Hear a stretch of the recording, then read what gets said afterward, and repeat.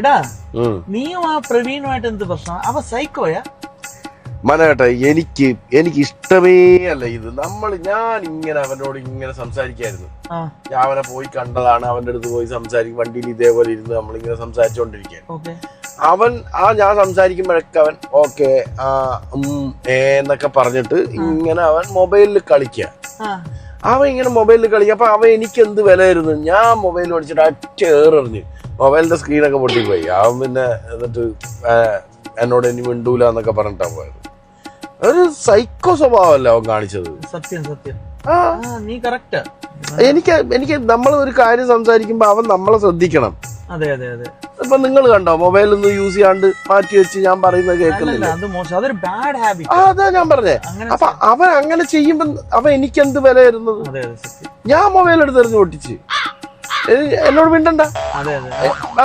അങ്ങനെ സൈക്കോ ഉള്ള ആൾക്കാരോട് നമ്മൾ പെരുമാറാനേ മിണ്ടാനേ പോകരുത്. എനിക്കിഷ്ടമല്ല. ഇപ്പൊ നിങ്ങളൊക്കെ കാണിക്കുമ്പോണ്ടല്ലോ എനിക്ക് എന്തൊരു മര്യാദ ഫീൽ ചെയ്യുന്ന അറിയാം. നമ്മളൊരു കാര്യം പറയുന്നു, നിങ്ങളത് കേൾക്കുന്നു. വൃത്തികേട്. എനിക്ക് ആലോചിക്കുമ്പോ തന്നെ ഉണ്ടല്ലോ ഇങ്ങനെ അവൻ എന്ത് സൈക്കോ ആണവൻ.